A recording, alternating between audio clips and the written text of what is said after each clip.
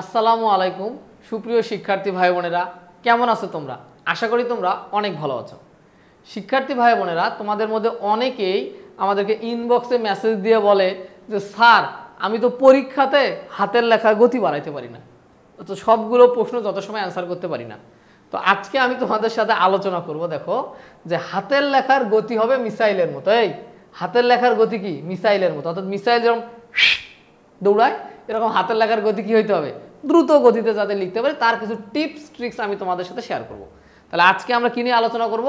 যে হাতের লেখার স্পিড হবে মিসাইলের গতিতে বা মিসাইলের মতো। তো চলো আমরা এই বিষয়টা আগে দেখার আমরা চেষ্টা করি, কি কি কারণ থাকতে পারে। তো ভাইয়া, আমি তোমাদেরকে আগে একটা কোশ্চেন করি, ঠিক আছে? একটু বোঝার চেষ্টা করো। তো তোমার হাতের লেখা কি খুব স্লো? একটু চিন্তা করে দেখো তো, তোমার হাতের লেখা কি আদৌ অনেক স্লো? এটা আগে আমাকে বলো।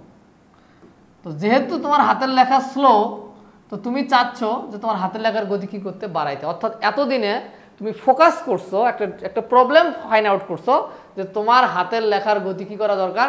বাড়ানো দরকার। এটাতে কেবল তুমি ফোকাস করছো বা চিন্তা করছো যে আমার হাতের লেখা তো স্লো, তাহলে এটার গতি বাড়াইতে হবে। তো তুমি কেবল প্রবলেমটা কি করছো? আইডেন্টিফাই করছো। তুমি যখন বলো যে তোমার হাতের লেখা কি খুব স্লো, তখন তুমি যদি বলো যে হ্যাঁ আমার হাতের লেখা তো স্লো, তাহলে কেবল তুমি তোমার সমস্যাটা ফাইন্ড আউট করছো বা খুঁজে পাইছো। এখন এটা কি করতে হবে? সমাধান করতে হবে। তো সমাধান করার প্রথম ক্ষেত্রে কি কি জিনিস চিন্তা করতে হবে? প্রথম ক্ষেত্রে চিন্তা করব আমরা যে হাতের লেখার স্পিড বাড়ানোর জন্য যেটা দরকার, প্রথম যেটা দরকার সেটা প্রবল ইচ্ছা শক্তি দরকার। এই তোমার প্রবল কি দরকার বলো? ইচ্ছা শক্তি দরকার। এটা দরকার। তোমার প্রথমে আগে ইচ্ছা শক্তি থাকতে হবে যে আমি আমার হাতের লেখাটাই কি করব? চেঞ্জ করব। এই মেন্টালিটি ক্রিয়েট করতে হবে। তারপর পরিবর্তনের মানসিকতা তৈরি করতে হবে। এই দুটো জিনিস দরকার। প্রথমত ইচ্ছা শক্তি দরকার, আর চেঞ্জ নেওয়ার যে এবিলিটি বা চেঞ্জ নেওয়ার যে মন মানসিকতা সেটা দরকার। তাহলে দুইটা দরকার। হাতের লেখা একটা পরিবর্তন করতে গেলে, মানুষকে যদি চেঞ্জ করতে চাও কোনো কিছু, তাহলে এটা কিন্তু ইজিতে হবে না ভাইয়া। এটার জন্য কিছু চেঞ্জ দরকার, মানসিক চেঞ্জ দরকার। প্রথমত ইচ্ছা শক্তি, পরবর্তীতে যে আমি পরিস্থিতি যেমন হোক আমি কাজটা করতে গেলে নিজেকে একটু সংশোধন করব বা চেঞ্জ নিব, এটাকে বলতেছি পরিবর্তনের মানসিকতা থাকতে হবে। এই দুটো জিনিস কি তোমার আছে ভাইয়া? যদি এই দুটো জিনিস থাকে, তোমার প্রবল ইচ্ছা শক্তি আছে এবং পরিবর্তনের মানসিকতা আছে, তবে আমি তোমার সাথে কিন্তু আমি টিপসগুলো কি করতে পারি? শেয়ার করতে পারি যে হাতের লেখার স্পিড কিভাবে বাড়াবো। ঠিক আছে? তো চলো এবার কার্যকর উপায় নিয়ে আলোচনা করি। তাহলে যেহেতু তোমরা ডিসিশন নিলা যে আমি আমার প্রবল ইচ্ছা শক্তি আছে এবং আমি চেঞ্জ করতে চাই, তাহলে এবার কিছু কার্যকরী টপিকস নিয়ে আলোচনা করবো তোমাদের সাথে। তো প্রথমে কলম সিলেকশন করা, এটা একটু দেখবা। প্রথমে একটু চিন্তা করো তো ভাইয়া, কলম সিলেকশন করা। তুমি যে কলম দিয়ে লিখবা সেই কলমটাকে সিলেক্ট করো যে কোন ধরনের কলম দিয়ে লিখতে হবে। সাধারণত চেষ্টা করবা যে কলমগুলো ধরতে একটু মজা, অর্থাৎ পিছলায় ঘামে যায় না, সেই কলমগুলো নিয়ে কাজ করবা। এবং কলমের নিব বা মাথা কি হবে সেটা নিয়ে চিন্তা করবা। এই দুটো জিনিস আগে মাথায় রাখো। এই দুটো জিনিস আগে সুন্দর করে মাথায় রাখো। তাহলে প্রথমে তোমার মূল অস্ত্র কি বলো তো? তোমার অস্ত্র কি? তোমার অস্ত্র কিন্তু তোমার অস্ত্র হচ্ছে কি বলতো? মূল অস্ত্র হচ্ছে কলম।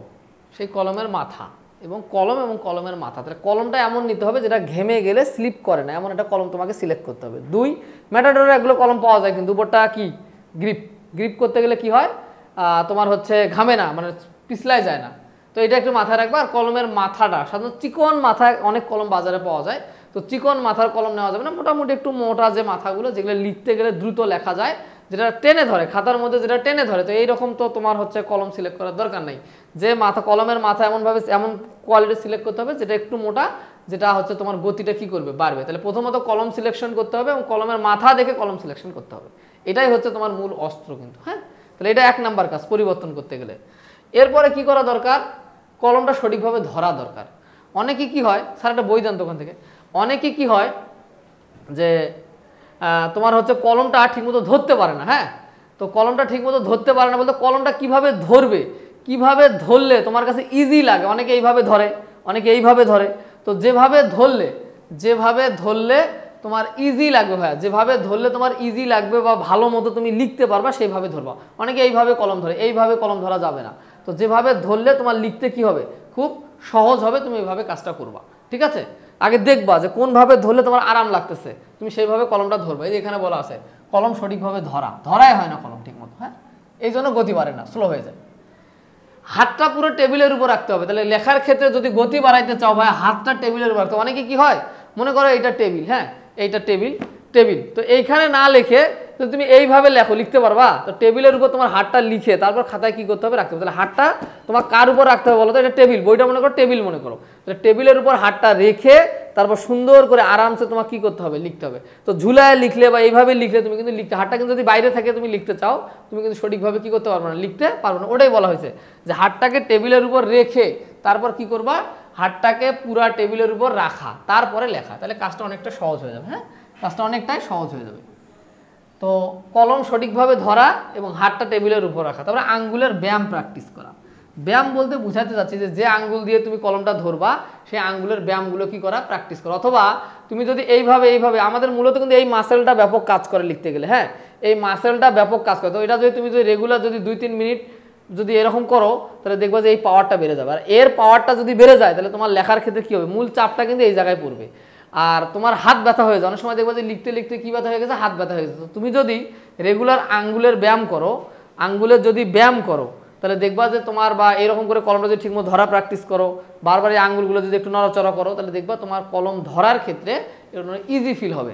আর এই জায়গাটা লেগে যাইতে পারে, এই অংশটা কিন্তু কী করতে পারে, এই মাসেলটা কী করতে পারে, লেগে যায় বা ব্যথা করে। তো তুমি যদি রেগুলার এরকম করে প্র্যাকটিস করো, এরকম করে যদি প্র্যাকটিস করো তাহলে দেখবা কি তোমার আঙ্গুলের এই অংশটা একটু হেলদি হবে এবং তোমার হচ্ছে কলমটা ধরতে বা গতি পাইতে আর ব্যথা অনুভব হবে না। তো আগে প্র্যাকটিস করে, এই জন্য বলা আছে আঙ্গুলের ব্যায়াম প্র্যাকটিস করে, এটা একটু মাথায় রাখবা, আঙ্গুলের ব্যায়াম প্র্যাকটিস করা, ঠিক আছে? তাহলে সঠিকভাবে কলমটা ধরা, হাতটা পুরো টেবিলের উপর রেখে লেখা, তারপর আঙ্গুলের ব্যায়াম করা। হ্যাঁ, এরপরে কি, যখন যাদের লেখা মনে করো গতি পায় না তাদের একই বর্ণ বারবার করে লেখা। কীরকম? তো আমি যদি বলি, মনে করো সাপোজ এটা তোমার একটা পরীক্ষার খাতা, হ্যাঁ এটা মনে করো তোমার পরীক্ষার একটা খাতা, এটা পরীক্ষার খাতা, বললাম খাতা, বাসায় একটা খাতা নিলাম। তো একই বর্ণ বারবার প্র্যাকটিস করা মানে মনে করো সাপোজ তুমি ক লিখতেছো, ক ক ক এরকম কয়েক পৃষ্ঠা, যে অক্ষরগুলো হইতে চায় না, মনে করো খ খ খ, যে অক্ষরগুলো লিখতে কষ্ট হয়, মনে করো ক, পুরা পেজ ক ক লেগে ভাষা ফেলাবা। এরকম মানে যে অক্ষরটা তুমি লিখতে পারো বা যে বর্ণটা তুমি লিখতে পারো না, লিখতে কষ্ট হয়, সেটা বারবার লেখা প্র্যাকটিস করা। আগে একই বর্ণ 4-5 পাতা লিখে ফেললা, ওটাই 4-5 পাতা লিখে ফেললা, ঠিক আছে? তো লিখতে গেলে কি হবে, ওই অক্ষরটাও সুন্দর হবে, প্লাস হাতের লেখাটা কিন্তু অটোমেটিক তোমার সুন্দর হওয়া শুরু করবে, ঠিক আছে? এবং গতিও বাড়বে।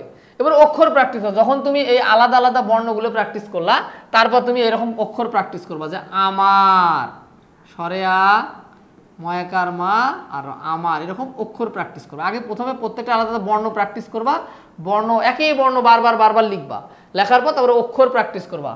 আমার সোনার বাংলা, সোনার বাংলা, এভাবে লিখবা আস্তে আস্তে। হ্যাঁ, এভাবে লিখবা। তো এখন কথা হচ্ছে তোমার কাজ কি, কাজ হচ্ছে প্রথমে অক্ষর বর্ণ প্র্যাকটিস করা, যে বর্ণগুলো কঠিন হইতে চায় না, তো সেই বর্ণগুলো যেমন যুক্ত অক্ষর অনেকে লিখতে পারে না, তো এভাবে লিখবা, যেটা যেটা লিখতে ভালো হয় লিখবা। হ্যাঁ, লিখবা, যে বর্ণগুলো তুমি লিখতে পারো না সেই বর্ণগুলো তুমি বারবার কি করবা, লিখবা।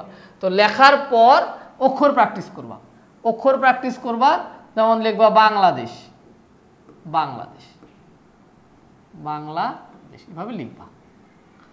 তো লেখার সময় দেখবো অনেকের লেখা বাঁকা হয়ে যায়, তো বাঁকা হইতে গেলে লেখার মাত্রা ঠিক করা উচিত। এই আমরা অনেক সময় লিখি না যে আমার, সরেয়া, ময়কার মা আর আমার, যে লেখার উপর যে মাত্রাগুলো দিচ্ছে, মাত্রাগুলো দিলে লেখা কিন্তু সোজা হয়, সুন্দর হয়।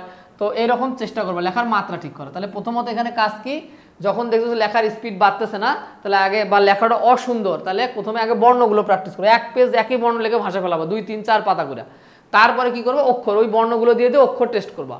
অক্ষর টেস্ট করার পর তারপর লেখার মাত্রা ঠিক করবো, অর্থাৎ লেখার এই যে উপরে যে আমরা লাইনগুলো টানি লিখে বলি মাত্রা, তাহলে লেখার কি ঠিক করবা, মাত্রাগুলো ঠিক করবা, তাহলে দেখবা লেখা আস্তে আস্তে সুন্দর হয়ে আসতেছে।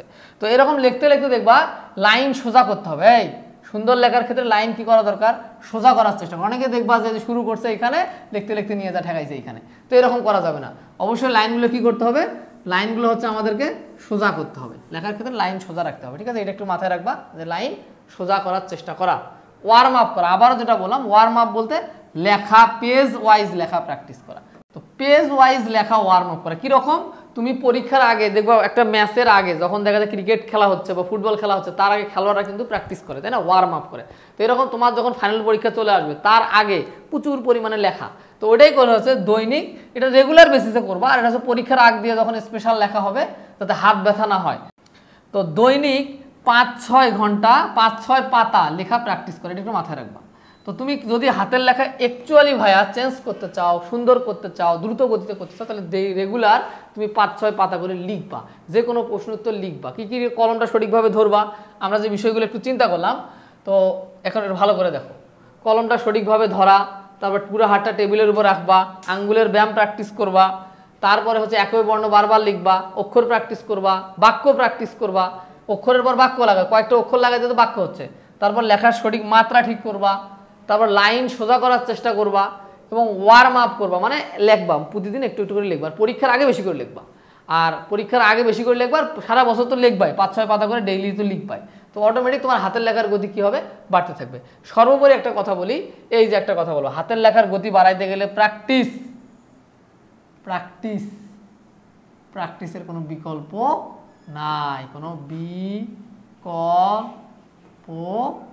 নাই, এটা মাথায় রাখতে হবে। তাহলে তুমি যদি নিয়ম করে চিন্তা করো যে হ্যাঁ আমার তো সেন্সটা আনতেই হবে, তো সেন্সটা যদি তুমি আনতে চাও তাহলে তোমার প্র্যাকটিসের কোনো বিকল্প নাই। তাহলে এভাবে তুমি চাইলে তোমার হাতের লেখার গতি কী করতে পারো, বাড়াইতে পারো।